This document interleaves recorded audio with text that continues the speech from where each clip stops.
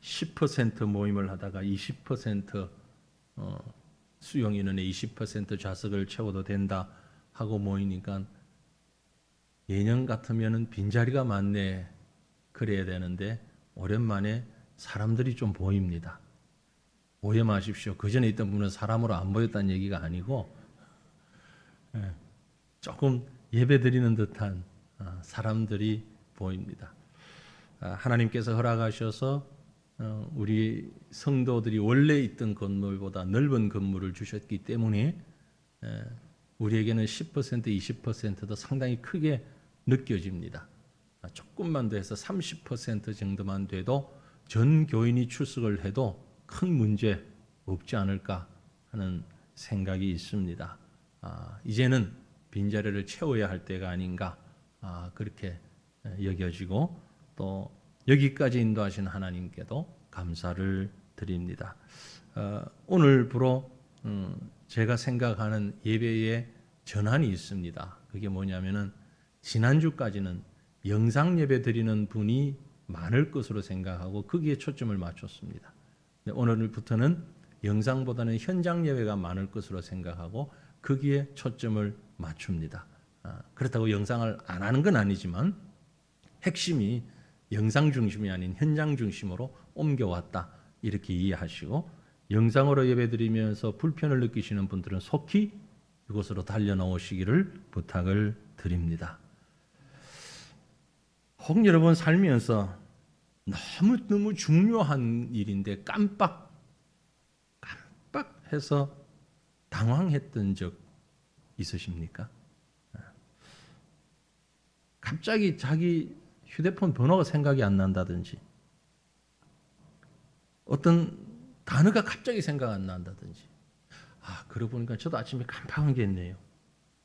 집에서 나올 때 잊어버릴까 봐 신발 위에 적어 놔라고 그래서 가지고는 나왔는데 차 안에 두고 내렸네요. 살다 보면 자꾸 이렇게 깜빡할 때가 참 많습니다. 그죠? 지금은 자동차들이 좋아서 안에 키를 두고 내려도 밖에서 잠기질 않더라고요. 예년에는 안에 키 넣고 밖에서 잠궈버릴 때가 있었죠. 그래서 아주 애를 먹을 때가 있습니다. 나이가 먹어서 그렇지 그것만은 아닌 것 같아요. 왜냐하면 글쎄요. 여러분은 그런 경험이 있으신지 모르겠지만 저는 한두 번 있는 것 같아요. 아주 어릴 때 옛날에는 학교에 오후반이 있었잖아요. 오전반, 오후반 있었잖아요. 그죠? 오후반 때 오전에 어찌 잠이 깜빡 들었다가 일어나서 부랴부랴 학교를 갔는데 가보니까 가방을 안 들고 갔나. 학교를 가면서 가방을 안 들고 가는 그런 경우 한두 번 있었습니다. 그러니까 나이 들어서 잊어버리는 것만은 아닌 것 같아요. 시험을 앞두고 열심히 외웠는데 생각이 안 난다. 다 그런 경험은 있죠. 그러니까 여러분 잊어버리는 게 뭐 심각하지는 않습니다. 우리는 아주 전통적으로 그렇게 해왔습니다. 어릴 때부터. 어떤 것을 잊어버린다. 아주 자연스러운 현상입니다. 너무 걱정하지 마세요. 우리는 모든 걸 다 기억할 수 없어요. 또 만약 잊어버리지 않고 모든 걸 기억한다. 그러면 우리는 살 수가 없습니다. 우리 다 죄의 본성을 가지고 있는데 특별히 원망하고 상처받고 맺힌 걸 잊어버리지 않고 산다면 어떻게 살겠습니까? 그 속이 뒤집어져서 아니면 그저 스트레스 속에서 살 수가 없을 거예요. 내가 한 잘못은 다 잊어버리고 다른 사람이 내게 한 그 잘못과 상처는 잘 기억하는 우리를 보면 모릅니까? 선택적으로 잘 잊어버리기도 하고 아무튼 망각이라는 것은 어떤 분이 그런 얘기했어요. 망각은 축복이다. 동의하십니까?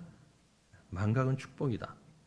때로 그 축복을 과도하게 받은 분들이 좀 문제가 되긴 합니다만은 저는 개인적으로 여러분이 그런 축복을 많이 받기를 원합니다. 그래서 제가 여기 설 수 있는 것 아닌가. 설교했는데 다 잊어버렸으니까. 서서 또 다른 설교를 똑같은 설교를 해도 여러분은 전혀 처음 듣는 것처럼 아주 은혜에 충만하고 은혜를 사모하는 눈빛을 제게 보여주시니까 분명히 했던 설교인데 조금 바꿨을 뿐인데 전혀 처음 듣는 분도 계시죠. 그렇다고 맨날 했던 설교 반복한다는 얘기가 아니고요. 여러분 만약 잊어버리지 않는다면 우린 더 이상 살 수 없을 겁니다. 살 수 없어요.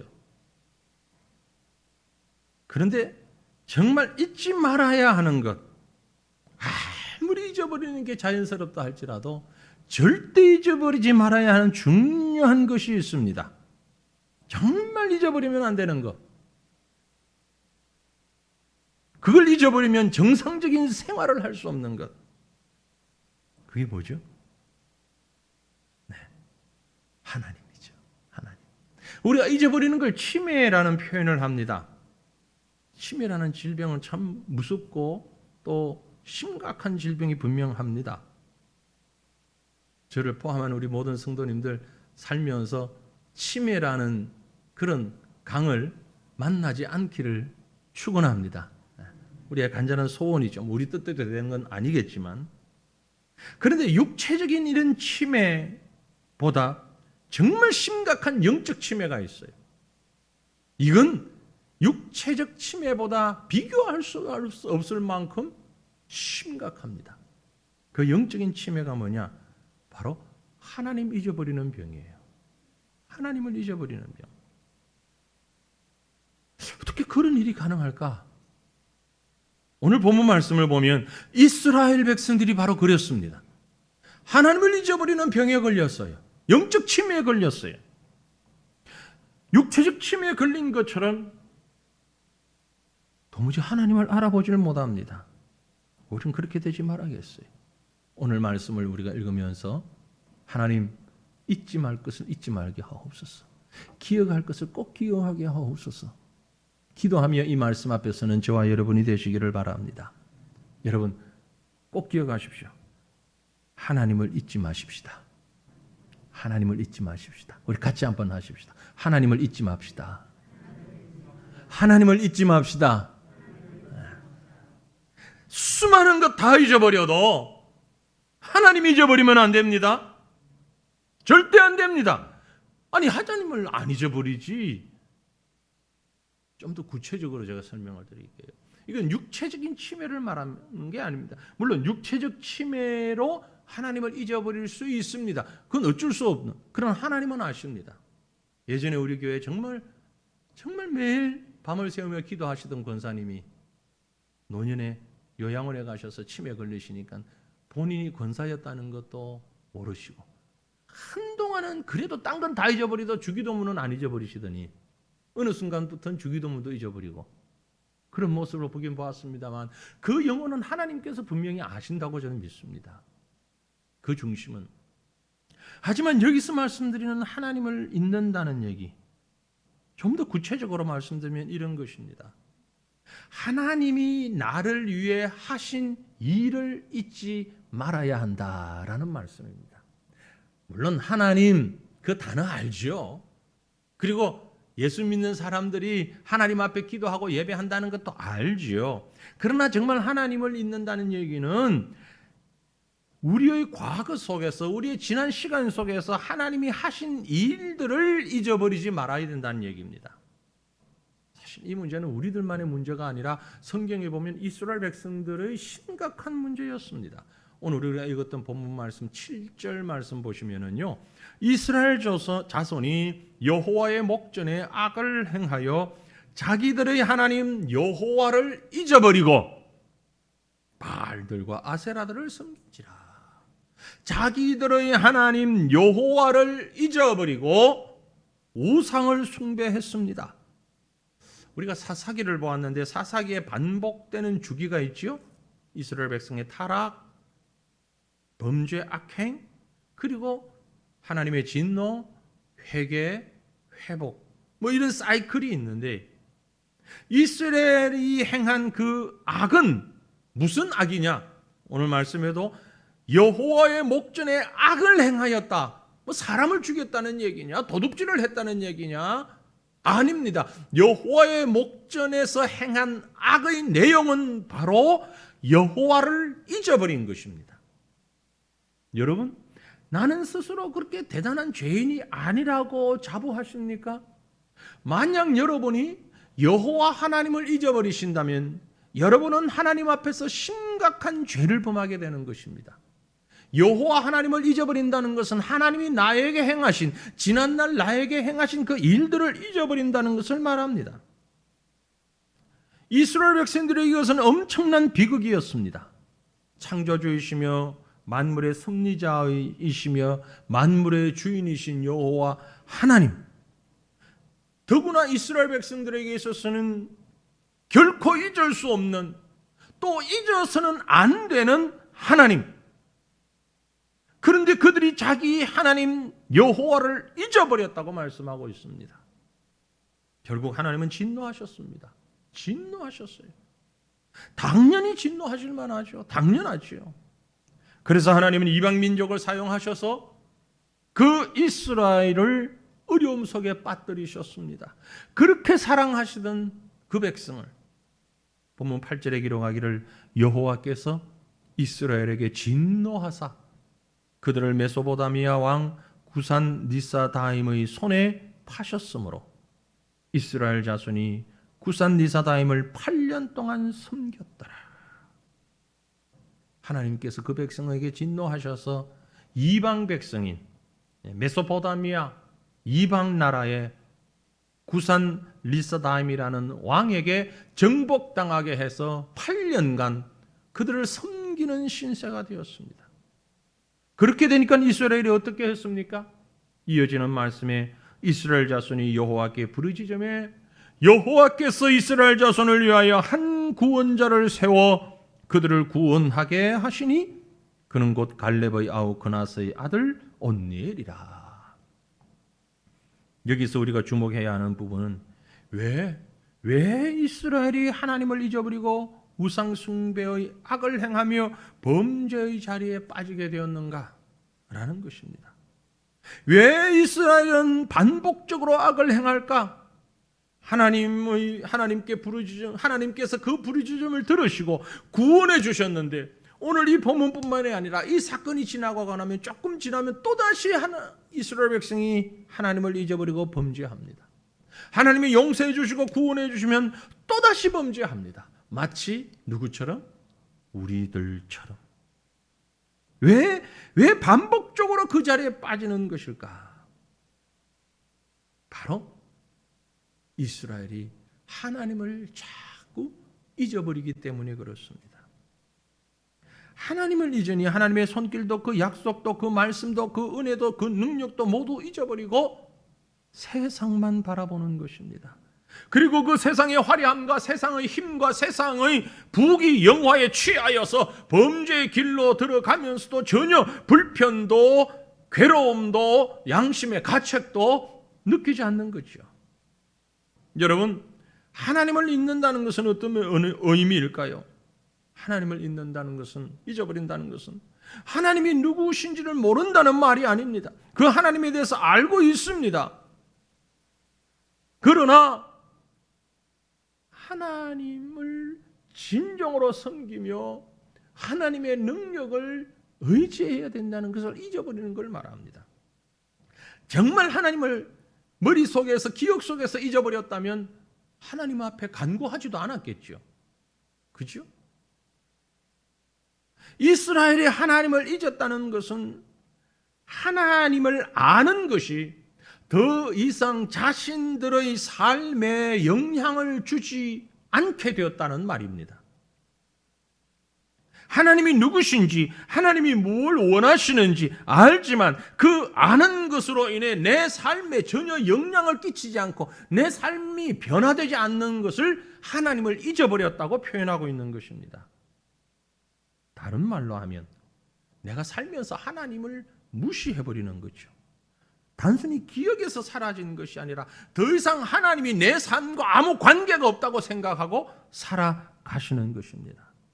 마치 지구 반대편에 있는 저 어느 나라에서 무슨 일이 일어났다. 나하고 별 상관없습니다. 직접적으로 아무 영향이 없습니다. 영국에서, 유럽에서 이런 일이 있었단다, 저런 일이 있었단다. 그게 한국 사람도 아니고 전혀 모르는 사람들에게 일어난 일이라면, 그리고 그게 뭐 그렇게 국제적으로 큰 이슈가 되는 일이 아니라면 별 관심 없어요. 영국 어느 곳에서 화재가 일어났다. 영국이라 지칭해서 죄송합니다. 먼 곳이기 때문에 그렇습니다. 유럽 어느 곳에서 화재가 일어났다. 그렇다고 오늘 내가 밥을 못 먹거나 잠을 못 자지도 않습니다. 아무 상관없습니다. 그랬나 보다. 하나님이 계십니다. 그런데 그 하나님이 나의 삶과 내 생각과 아무 상관없다는 거죠.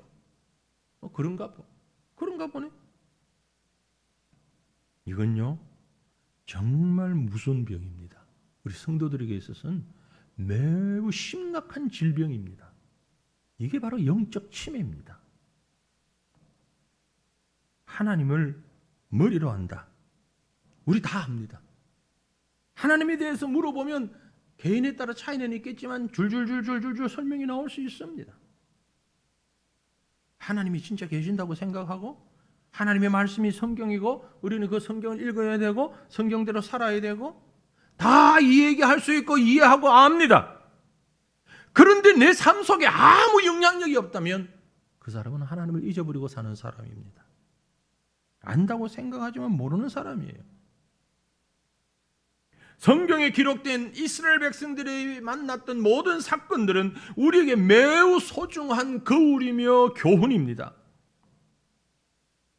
하나님에 대한 진리가 이스라엘 백성들에게 한때는 정말 생생했었는데 그 말씀 한마디 한마디가 애굽을 나오면서 광야를 지나면서 가나안에 들어가면서 너무너무 생생하게 자신들의 삶의 직접적인 말씀이었는데 그 가나안 땅에 들어가서 살면서 생활이 익숙해지니 어느덧 그 말씀하고는 별 상관없는 삶을 살고 있더라는 것입니다. 우리도 별반 다르지 않습니다. 하나님을 알지만 진리를 알지만 우리 마음에서 잊혀질 수 있다는 거죠. 알긴 아는데 생각은 하면 하는데 그것과는 별개로 세상이 너무 좋아 보이는 거죠. 눈에 보이는 것이 너무 커 보이는 것이죠. 그래서 바알을 따라가고 아세라를 따라가는 거죠. 세상이라는 세상 속에 곳곳에 숨겨져 있는 우상을 바라보고 따라가는 것입니다. 베드로가 두 번째 편지를 쓰면서 이렇게 말했습니다. 베드로후서 1장 12절에 그러므로 너희가 이것을 알고 이미 있는 진리에 서 있으나 내가 항상 너희에게 생각나게 하려 하노라. 항상 생각나게 하려 하노라. 베드로는 그들이 이미 알고 있는 것을 생각나게 하려고 한다. 그렇게 했습니다. 진리가 생각났으면 좋겠다. 우리도 그렇습니다. 생각하시기를 바랍니다. 어느 곳에서는 하나님을 생각하시기를 바랍니다. 하나님 앞에서 살아간다는 것이 바로 그것입니다. 하나님의 용서와 하나님의 구원과 하나님의 사랑과 그 은혜를 아주 세밀한 여러분의 일상 속에서 잊지 말고 생각하는 은혜가 함께 있기를 바랍니다. 하나님을 잊지 말아야 된다는 또 다른 말씀은 하나님을 잊지 않기 위해 해야 하는 일들이 있습니다. 하나님을 잊지 않으려면 우리가 꼭 해야 하는 일들이 있는데 생각이 나도록 하기 위해서 꼭 해야 하는 일이 있는데 그게 뭐냐? 바로 예식입니다. 예식이라는 것이 그런 의미가 있습니다. 주님이 명하신 예식에 참여함으로 우리는 나를 위해 하신 일을 기억하고 새롭게 하나님을 우리 가슴에 새길 수 있습니다. 매 주일 하나님 앞에 드려지는 예배는 가장 대표적인 예식입니다. 뭐 예배 한 주쯤 안 드려도 되지 그렇게 가볍게 생각하지 마십시오. 이 예배라는 예식을 통해서 우리는 하나님을 잊지 않을 수 있습니다. 매일매일 하나님 앞에 예배하는 시간이 우리를 하나님 앞으로 인도합니다. 또한 주님께서 우리에게 주신 예식이 있죠. 성찬과 세례입니다. 코로나라고 하는 복병 때문에 오랫동안 성찬도 세례도 하지를 못했습니다. 이제 11월 달에는 우리가 진행을 하려고 합니다. 11월 첫 주일에 세례식을 행하고 둘째 주일에 성찬식을 하려고 합니다. 이 예식을 통하여서 하나님을 기억해야 하는 것입니다. 우리를 향하신 하나님의 사랑을, 하나님의 은혜를, 그 능력을 기억하는 것입니다. 또 한 가지 우리가 잊지 말아야 하는 것은 묵상입니다.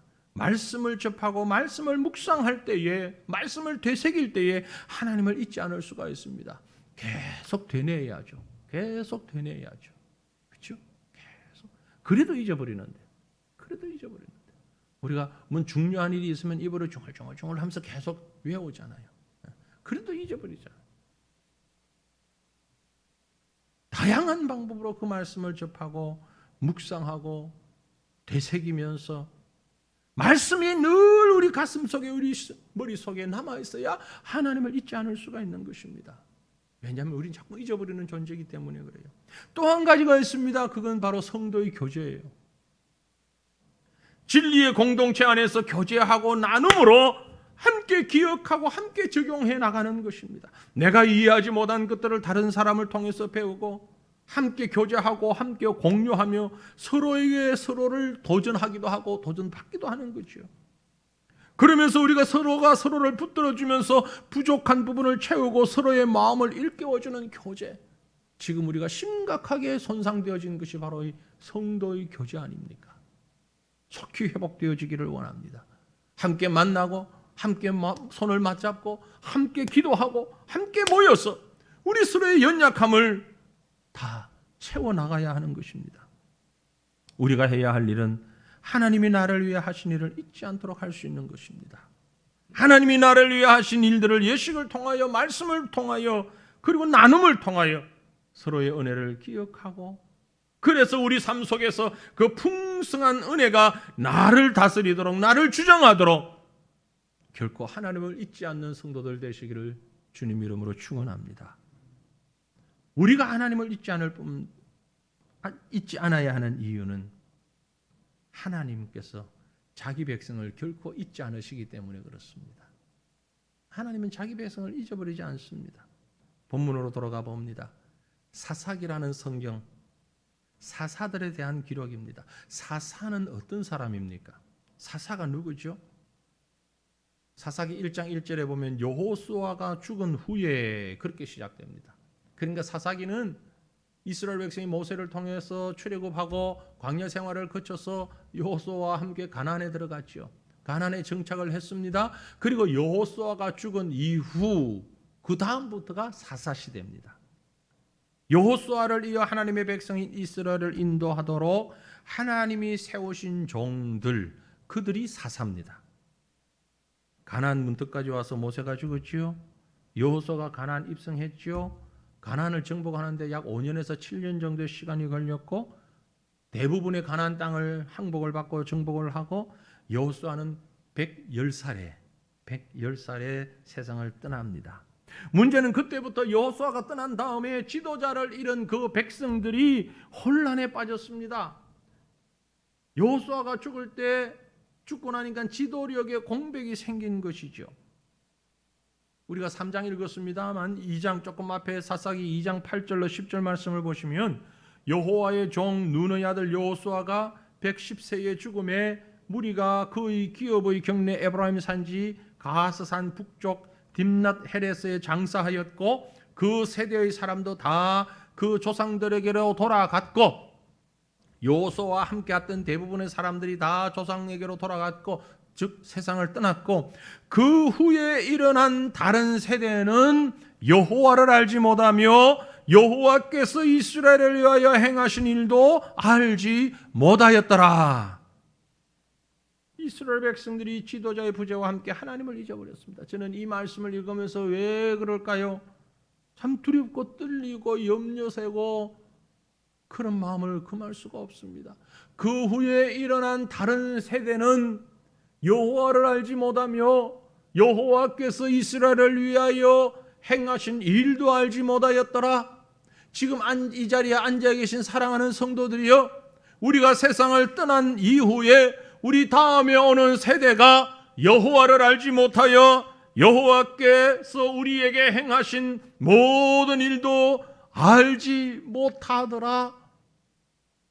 이런 일이 일어나지 않기를 간절히 소망합니다.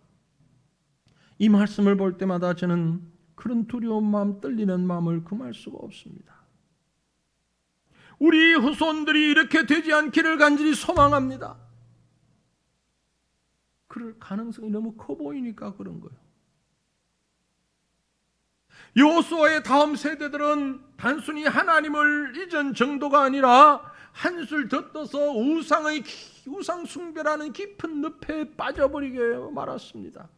그래서 하나님은 그들을 용서하지 않으셨어요. 이어지는 사사기 2장 11절로 15절 말씀을 보시면 이스라엘 자손이 여호와의 목전에 악을 행하여 바알들을 섬기며 애굽 땅에서 그들을 인도하여 내신 그들의 조상들의 하나님 여호와를 버리고 다른 신들 곧 그들의 주위에 있는 백성의 신들을 따라 그들에게 절하며 여호와를 진노하게 하였으되 곧 그들이 여호와를 버리고 바알과 아스다롯을 숨겼으므로 여호와께서 이스라엘에게 진노하사 노략하는 자의 손에 넘겨주사 그들이 노략을 당하게 하시며 또 주위에 있는 모든 대적의 손에 팔아 넘기시며 그들이 다시는 대적을 당하지 못하셨으며 그들이 어디로 가든지 여호와의 손이 그들에게 재앙을 내리시니 그들이 어디로 가든지 여호와의 손이 그들에게 재앙을 내리시니 곧 여호와께서 말씀하신 것과 같고 여호와께서 그들에게 맹세하신 것과 같아서 그들의 괴로움이 심하였더라. 우리 다음 세대가 이 말씀에 적용되지 않기를 원합니다. 이스라엘 백성들이 가나안의 신들을 섬기기 시작하니 하나님이 진노하셨습니다. 그들로 괴로움을 겪게 하셨습니다. 그런데요, 조금 한숨 돌리고 생각해 보니 이건 또한 하나님의 은혜였습니다. 왜냐하면 그 백성들이 그렇게 범죄하며 우상을 숭배하고 있음에도 불구하고 하나님은 아직 그 백성을 포기하지 않으셨다는 뜻이 이 속에 포함되어 있기 때문에 그렇습니다. 여러분, 하나님께서 여러분에게 아픔을 주시고 고통스럽게 하신다고 생각하십니까? 감사하시기를 바랍니다. 바로 그것은 하나님이 아직 여러분을 잊지 않고 계시다는 증거이기 때문에 그렇습니다. 나는 하나님을 잊어버렸는데 하나님은 나를 잊어버리지 아니하셨습니다. 왜요? 히브리서 12장 8절 말씀입니다. 징계는 다 받는 것이거늘 너희에게 없으면 사생자요 친아들이 아니니라. 무슨 말입니까? 우리가 징계를 받는다는 것은 곧 하나님의 자녀이기 때문이다. 할렐루야. 할렐루야. 고통 속에도 아픔 속에도 징계 속에도 하나님을 찬양해야 하는 이유가 바로 여기에 있습니다. 자기 백성이 아니면 때리지도 않아요. 징계도 안 주셔요. 그러므로 사랑하는 성도들이 아픔과 고통이 있으므로 감사하시길 바랍니다. 하나님의 친자녀이시기 때문입니다. 믿으시길 바랍니다. 비록 범죄했을지라도, 비록 하나님을 잊어버리고 어둠의 수렁에 빠졌을지라도 하나님은 결코 자기 백성을 잊지 아니하시고 부르시고 회복시키시는 은혜의 하나님, 사랑의 하나님, 능력의 하나님을 믿고 감사하시길 바랍니다. 사사기는 이 사실을 우리에게 보여주고 있습니다. 그래서 오늘 우리가 읽었던 말씀의 주 내용인 하나님께서 자기 사람을 세우십니다. 누굴요? 하나님이 세우신 사람, 사사 온니엘이라는 사람을 보게 됩니다. 사사들을 세우셨습니다.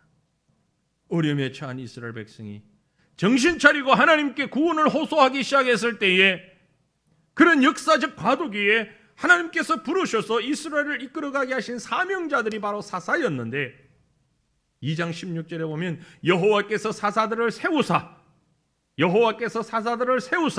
노략자의 손에서 그들을 구원하게 하셨으나 하나님께서 사사들을 세우셨습니다. 사사라는 말은 그 영어 번역에도 있는 것처럼 판단하는 자라는 말입니다. 정치적으로 최고 지도자요, 종교적으로는 사제요, 사법적으로는 재판관입니다. 그들을 사사라고 합니다. 이 사사의 시대가 약 400년 지속됩니다. 사울 왕이 등장할 때까지 이 400년 사사 시대를 제2신정시대라고 성경은 우리가 공부하면서 구분을 합니다. 처음 하나님이 천지를 창조하셔서 족장시대에 다스리던 그때도 신정시대지만 새로운 신정시대가 바로 이 사사시대인 것입니다. 사사기에 보면 모두 13명의 사사들이 등장을 합니다. 그리고 사사기에 이어지는 사무엘상이라는 성경에도 4명의 사사가 등장합니다. 또 합 17명의 사사가 성경에 기록되고 있어요. 이 17명의 사사가 이스라엘 400년 역사를 이끌게 되는 것입니다. 오늘 본문에서 만나게 된 사사가 바로 첫 사사인 그 17명 가운데 첫 번째 사사인 온니엘이라는 사람입니다. 여호수아가 세상을 떠난 그 이후 백성들의 삶이 급속도로 타락하고 기다렸다는 듯 바알과 아세라에게로 그 백성들의 마음이 달려가고 있을 때에 하나님께서 그 백성을 징계하시고 앞에서 우리가 보았던 것처럼 악명 높은 메소포타미아 왕 구산 니사다임에게 이스라엘을 맡기셨다가 8년이 지난 후에 이스라엘 백성이 정신 차려서 다시 하나님께 부르짖게 되니 여호와 하나님께서 응답하셨습니다. 응답하셨어요. 본문 9절에 기록하기를 이스라엘 자손이 여호와께 부르짖음에 여호와께서 이스라엘 자손을 위하여 한 구원자를 세웠는데 그가 곧 갈렙의 아우 그나스의 아들 온니엘이라. 이 절박한 상황 가운데 하나님이 부르셔서 이스라엘을 구원하는 도구로 쓰신 최초의 사사 온니엘이었던 것입니다. 온니엘 그는 어떤 사람이었는가? 그가 누구길래 하나님이 그 어려울 때 이스라엘 백성의 초대 사사로 삼으셨는가? 9절 금방 읽었던 말씀에 의하면 갈렙의 아우 그나스의 아들, 갈렙의 아우 그나스의 아들, 그 말은 갈렙의 조카 같은 말이죠. 조금 더 상세하게 얘기했을 뿐이 갈렙의 조카.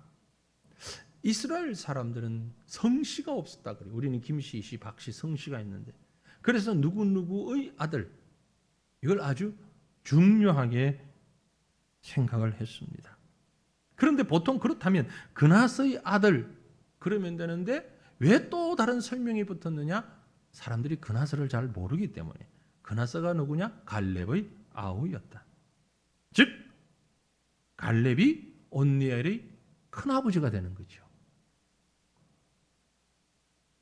그런데 또 어떤 사건이 있냐면은 사사기 1장 12절 13절 보면 갈렙이 말하기를 기럇 세벨을 쳐서 그것을 점령하는 자에게는 내 딸 악사를 아내로 주리라 하였더니 갈렙의 아우 그나스의 아들인 온니엘이 그것을 점령하였으므로 갈렙이 그의 딸 악사를 그에게 아내로 주었더라. 새로운 족보가 만들어집니다. 갈렙의 사위가 되는 거죠. 그런 일이 지금으로서는 이해할 수 없으나 당시로서는 가족 간의 혼인이 허락되었던 시절입니다. 그래서 온니엘은 갈렙의 조카였다가 크면서 갈렙의 사위가 되어버렸어요. 갈렙은 여호수아와 함께 이스라엘의 지도자였다는 사실을 우리가 잘 압니다. 애굽에서 나온 1세대는 광야에서 죽었지만 여호수아와 갈렙은 가나안까지 입성했다는 걸 잘 알고 있죠. 그 갈렙의 조카이자 사위, 즉 이 말은 무슨 얘기를 하고 싶은고 하니 어릴 적부터 갈렙과 뗄래야 뗄 수 없는 관계였고 아주 친밀한 관계였고 특별히 온니엘은 갈렙을 따라다니면서 전장을 누비며 가나안 정복에 함께 했던 사람입니다. 금방 읽었던 말씀을 보면 그러니 어쩌면 그 아버지보다도 큰아버지였고 나중에 장인이 된 갈렙으로부터 여러 가지 영적, 인격적 영향을 많이 받았던 사람이다 라고 충분히 생각할 수 있다는 거죠. 그래서 일찍부터 온니엘은 갈렙과 함께하며 그 덕성과 믿음을 함께 받았던 것입니다. 갈렙이 한 말 가운데 노년에 아주 우리 뇌리에 박혀있는 말이 있지요. 무슨 말입니까? 이 산지를 내게 주소서. 그게 갈렙이 한 말이에요. 그 말은 들어본 것 같은데 누가 했는 말인지 모르셨다면 오늘 기억하시길 바랍니다. 여호수아가 땅을 분배할 때에 이 산지를 내게 주소서. 힘들고 어렵고 험악한 곳을 내가 가겠습니다. 그때 갈렙의 나이가 몇 살이냐면 80세였어요. 80세의 갈렙이 아주 힘있게 이 산지를 내게 주소서. 헤브론 산지입니다. 그랬었는데 그 갈렙이 말할 때가 바로 85세였어요. 80이 아니고 제가 5세를 깎았네요. 85세예요. 85세의 고령일 때 헤브론 산지를 내게 주소서. 그리고 순종하고 갔습니다. 그곳이 어디냐면은 거인 족속인 아낙 족속이 자리 잡고 있던 곳입니다. 젊은이들도 가기를 두려워하는 그곳입니다. 대단한 믿음의 갈렙이죠. 여호수아서를 보면 갈렙에 대해서 그가 온전히 여호와를 쫓았다, 그런 얘기가 여러 번 반복되고 있습니다. 이런 갈렙의 순종과 믿음의 덕성이 온니엘에게도 전수된 것이죠. 그래서 그는 그 장인이 그 큰아버지가 했던 모습 그대로 순종하며 하나님의 뜻에 맞춰 나가려고 애썼던 사람입니다. 여러분, 하나님께 쓰임받는 사람의 필수 덕목은 순종입니다. 그래서 하나님이 온니엘을 이스라엘의 초대 사사로 택하신 것 아닌가라는 생각이 됩니다. 어릴 때부터 백부 갈렙을 따라다니며 하나님 앞에 절대 순종하는 모습을 보고 배웠고, 그의 모든 삶을 살아오면서 노년까지 갈렙을 바라보며 살았기 때문입니다. 뿐만이 아니라 오늘 성경에 이 온니엘에 대해서 소개하면서 핵심적으로 짚고 있는 말씀이 있습니다. 그게 뭐냐? 온니엘은 성령으로 충만한 사람이었다. 본문 10절을 볼까요?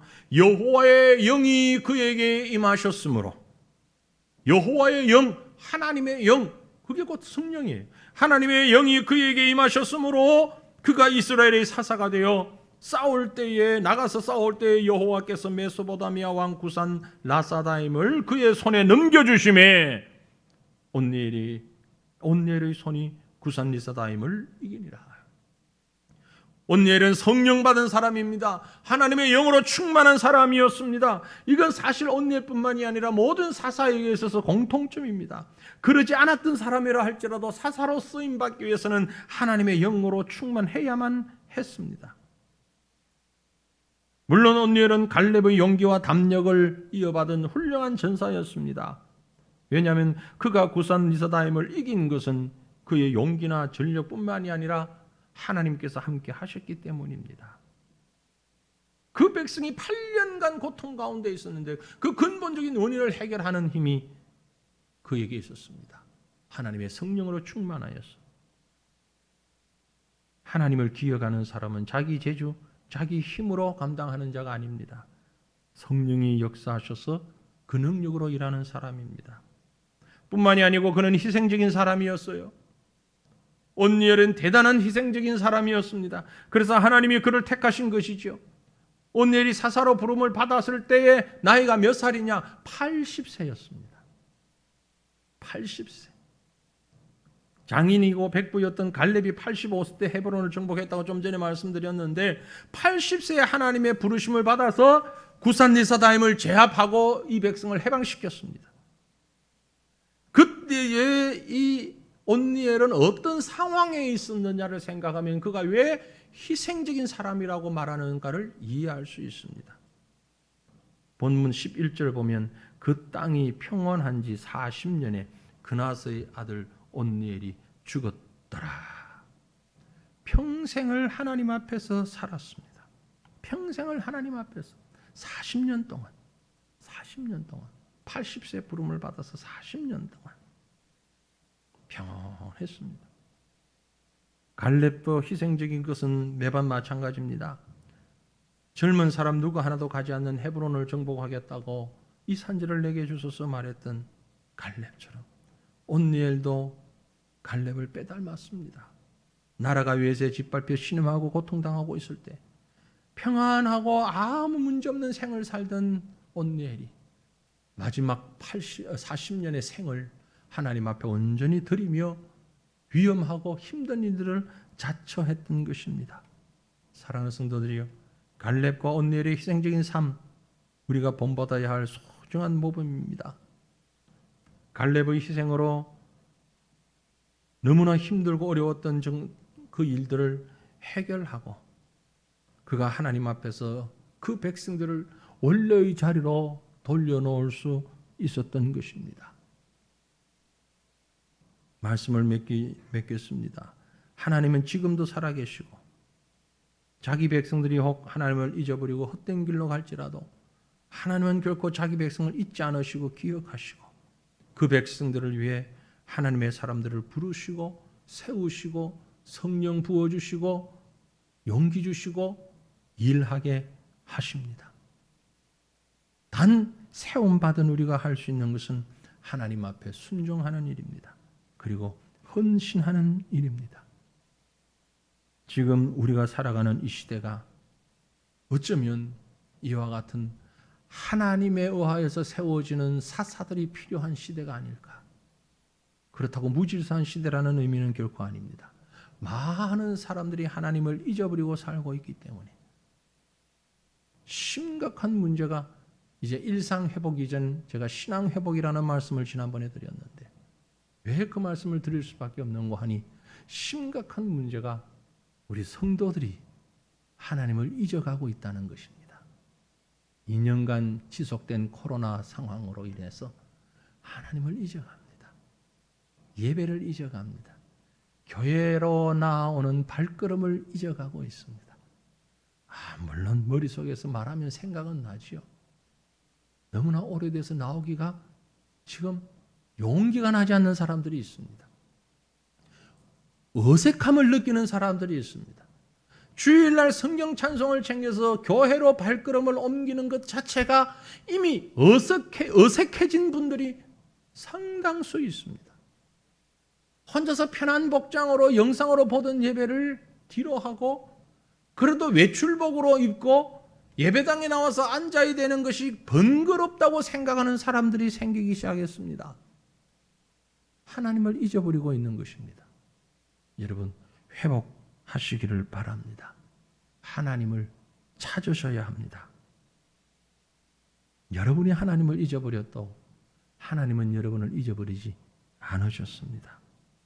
지금도 살아계신 여호와 우리 하나님이 모세와 함께 일하셨고 여호수아와 함께 일하셨고 혼란한 시기에 사사들을 세우셔서 함께 일하셨던 하나님께서 오늘 저와 여러분을 부르시고 세우셔서 하나님의 이 일을 감당하게 하신다는 사실을 믿으시길 바랍니다. 그리고 감사하시길 바랍니다. 지금도 나를 잊지 않고 나를 부르시는 하나님, 교회에서 이 모양 저 모양으로 세워주셔서 그 부르심 앞에 순종하게 하시는 하나님, 잊어버린 우리의 신앙의 생활들을, 관습들을 회복하고 다시 한번 주님 앞에 서서 순종하며 주님이 기뻐하시는 모습으로 우리 자신들을 세워나가는 귀한 은혜가 오늘 저와 여러분에게, 우리 교회에게 충만하시기를 주님의 이름으로 축원합니다. 우리 함께 기도하겠습니다. 하나님 잊지 않기를 원합니다. 하나님 잊지 않기를 원합니다.